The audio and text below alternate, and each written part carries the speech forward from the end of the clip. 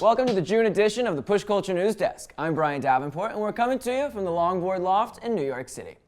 If you haven't, please subscribe to our channel at pushculturenews.com and follow us on the various interwebs at Push Culture. We've got another long one for you today, so be sure you stay till the end to see the first look at a new offering from Loaded Boards. Let's kick things off with some industry news. Back in 2010, we reported that Gullwing Trucks brought on Andrew Mercado as brand manager.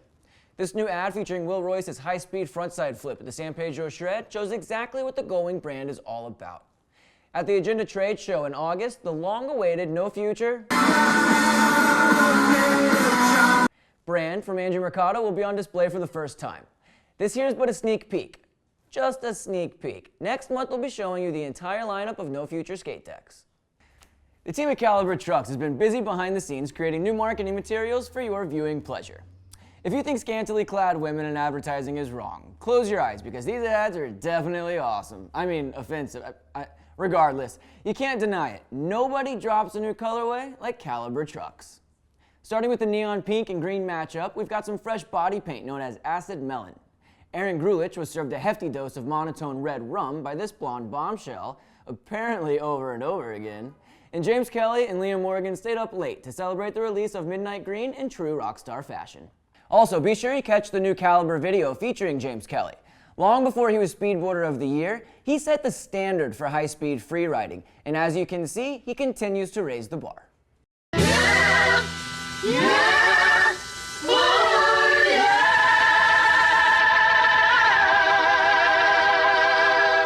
Jack Smith is heading up another epic skate trip. The first time he skated across the country was in 1976.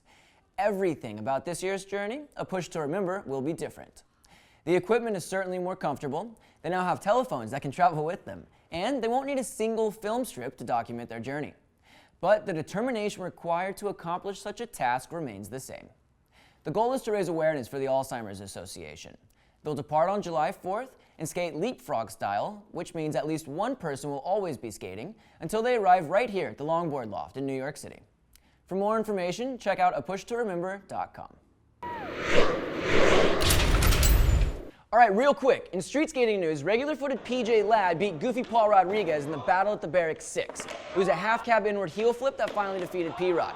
In Street League skateboarding, Nigel Houston smashed the competition in Kansas City, and while hometown boy Sean Malta was rolling in for a run, his axle fell off due to a loose kingpin nut. Always check your hardware. And despite not even making it to the finals, Shane O'Neill won the Diamond Life after party with a nollie flip crook to nollie backside flip out. What? Back to something a little more familiar for most of you. You don't want to miss Louis Pilloni's epic 14-minute raw run down Martin Segrist's private training grounds. Don't worry, Matt K built in an intermission so you can get up and stretch halfway through. Congratulations to Steven Sanchez on winning the push race at the Poconos Raceway. And if you're one who'd given up on the Orangatang Durian, you'll be happy to know it's received an update and is now truly a buttery smooth slide. When we come back, we've got race coverage from Chief Ladiga, Danger Bay, Jake's Rash, and Britannia.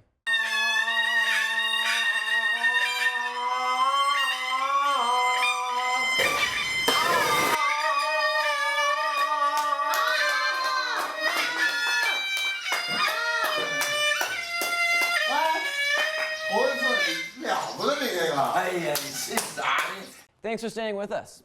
Since 2011, the world's most ambitious distance pushers have congregated in the Deep South for 3 days to skate from Georgia to Alabama along the Chief Ladiga and Silver Comet train trails. Day 1 is 38 miles, Day 2 is 56 miles, and then on Day 3, you turn around and skate the entire 94 miles back to Atlanta, Georgia. With an update from this year's event is a very exhausted Kaspar, Heinrici, and Paul Kent. Here we are at the finish of the Chief Ladiga. We just skated to Jacksonville, Alabama, and back. Past that, Weaver, 188 miles, and now we're back. I'm here with the winner, Paul Kent. It was just epic. Rain, tree fall. It was more of an adventure race, really. Just happy to be back. My face is messed up. Anyway, it's an adventure, man. If you want to do the most epic thing ever, come out, do Chief Ladiga. Yeah. Back to you, Brian. Yeah. Thank you, Kaspar. You know, we get lots of cool stuff here at Push Culture News, more than we could possibly need. So each week, Jinkit gives away something on our PC News B-roll channel. If you want to win, be sure you're subscribed to both our channels and tune in every Wednesday to see what Jennica's giving away this week.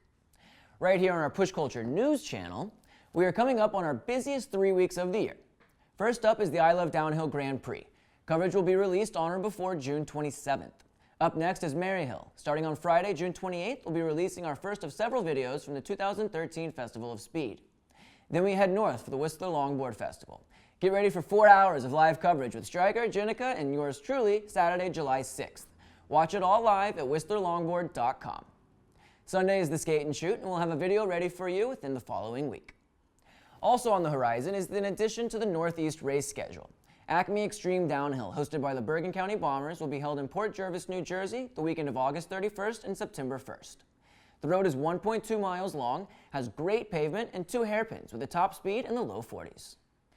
Even though it was snowed out, the Push Culture family picnic was still a huge success. As you can see, the conditions went from wet to worse in record time. By the afternoon of day 1, the roads were too slick for the U-Hauls to drive up the hill. You can see more photos from Danielle De Jesus at pushculture.com. Day 2 was a wash, but Mark Dean surprised the remaining skaters with a trip to the nearby indoor water park.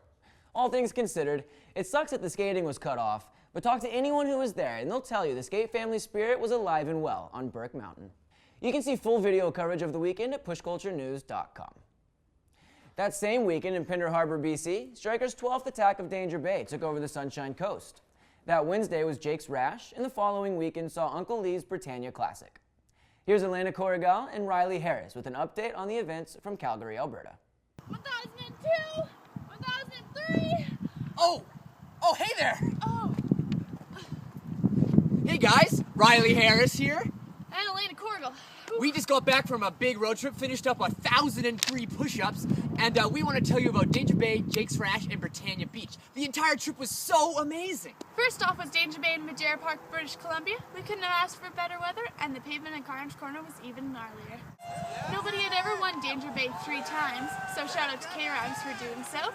This kid Riley Harris came second, and Adam Passion in third. As for the women, this speed demon Elena Corrigall took first, Anna O'Neill was second, and Katie Nielsen was third. For the juniors, Jack Craddock came out on top. Second off was Jake's Rash. 2 days of riding this year. First day was a free ride, second day was the race, paired with some wet, paired with some dry, paired with some crashing and speed and all kinds of gnarly carnage. A bunch of people even went into the ditch this year, including Zen Shikazi. The 6-person open final finished with Adam Passion first, Thiago Lessa second, and Bradley Cameron in third. As for the women, Victoria Waddington tucked her very hardest to take first place, Elena got second, and Marissa Nunes took third. Cameron from Team Irene took the win for the Groms. Last, but definitely not least, was the Britannia Classic in Britannia Beach. This track, being one of my personal favorites, offers high speeds and technical corners. In the end, Adam Passion crashed out, going for the win in open, finishing third. Second was Andrew Chapman, and once again, Kevin Reimer in first. In the women's final, Elena Corrigall displayed great speed and great consistency for first place. Behind her was Katie Nielsen in second and Anna O'Neill in third. Chance Gall took the junior category. Huge shout out to Bryson and Uncle Lee for once again killing these events. And a big thanks to our sponsors. Stay classy, planet Earth. Back to you, Brian! Thanks, guys. In Vernon, BC, just 2 weeks later, the power couple both made it to their respective final heats. Riley finished in 4th place, while Elena took first for the ladies. With his first Push Culture News report, here's Troy Grenier with an update from Misha Urban's Vernon DH9. Hi there, I'm Troy Grenier. And I'm Misha Urban from the Vernon DH. It's a great sunny day here. We're having fun. Give us a lowdown. Yeah, it's the 9th year. We're so close to being number 10. And I just happened to pull it off last minute, so you didn't hear a whole lot about it, then that's probably why. For everybody else that did come and supported the race, really happy because everything's working out. What's new this year? This year we changed to IDF. IDF is the new association, International Downhill Federation. The other change is we took away time qualifying and we did race to qualify, so everybody's been getting like tons of runs. I think 20 plus, and people stopped counting. Take first place behind him, Patrick Switzer. Riley Harris in third. Patrick Switzer in fourth. There's a move. Riley Harris making a move right now, but does he have enough? Yeah! One more time, you guys might get Well, thank you very much. No problem. Back to you, Brian. Thank you, Troy. We'll be back after the commercial break with never-before-seen decks from both Bustin and Loaded, plus a recap from Newton's Nation.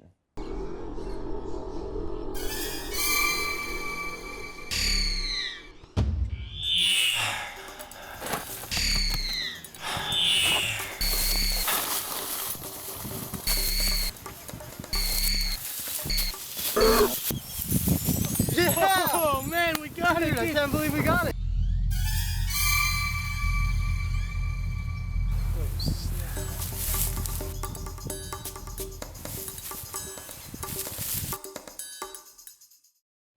The head designer over at Bustin Boards, Jeff Fine, recently became a father, but that hasn't slowed him down one bit. They are regularly releasing new boards, and the entire lineup has received an update. Most notably, the popular Ratmobile.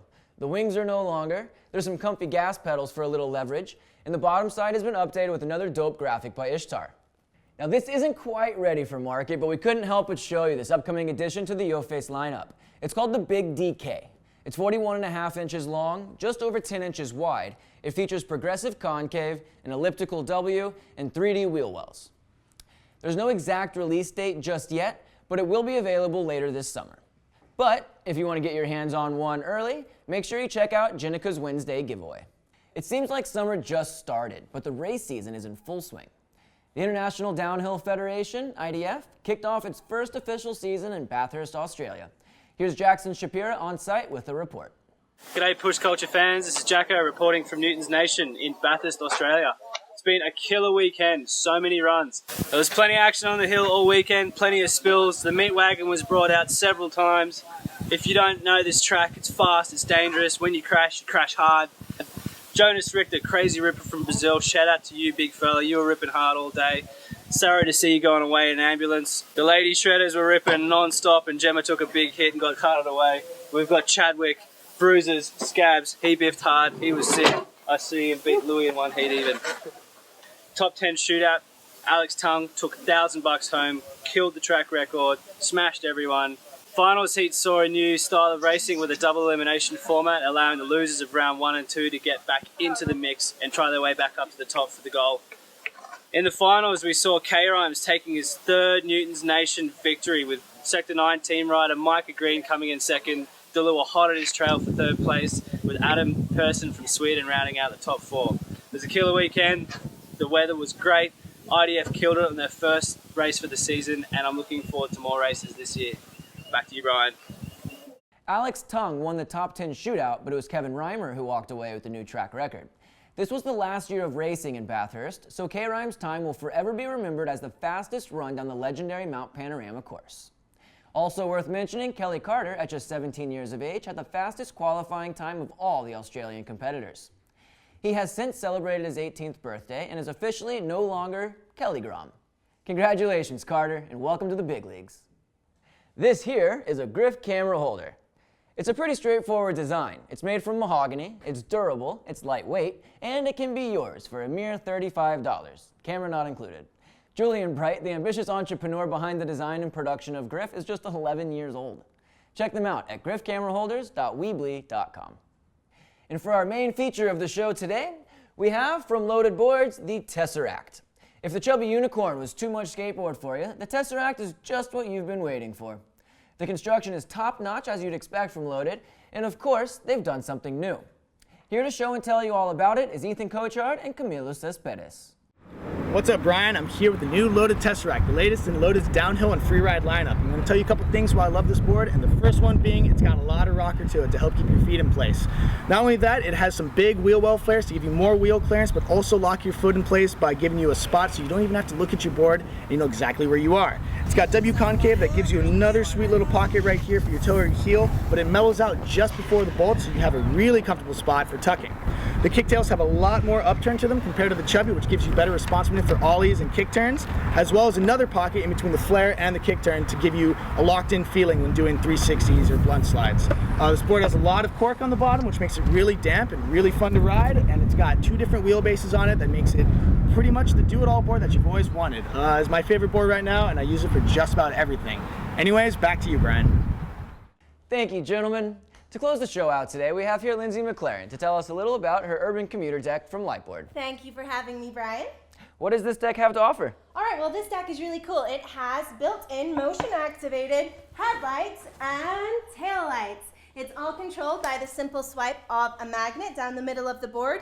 And yours is right now in steady mode, and mine is in party mode. Sweet. How do you charge the battery on this thing when it dies? It's all wirelessly charged with this power mat charger. You place it right in the middle of the board like that, charge it for 2 or 3 hours, and you have 7 or 8 hours of skateboarding with a light on your board. Wow. You know, the New York City streets are not particularly forgiving, and I know there's some high-tech stuff in here. How has yours been holding up? Well, I've had mine for 7 or 8 months, and as you can see, it has taken some curbs, taken some fairly bad hits, but it's still going strong, the lights still work, and it's rad.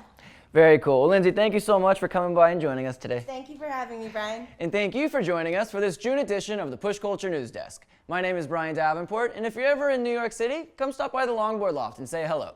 Subscribe to our channel at pushculturenews.com. Follow us on all the interwebs at Push Culture, and stay up to date so we can keep you informed.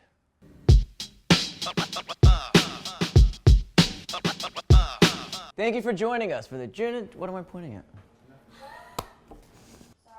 Silence on the set, dog!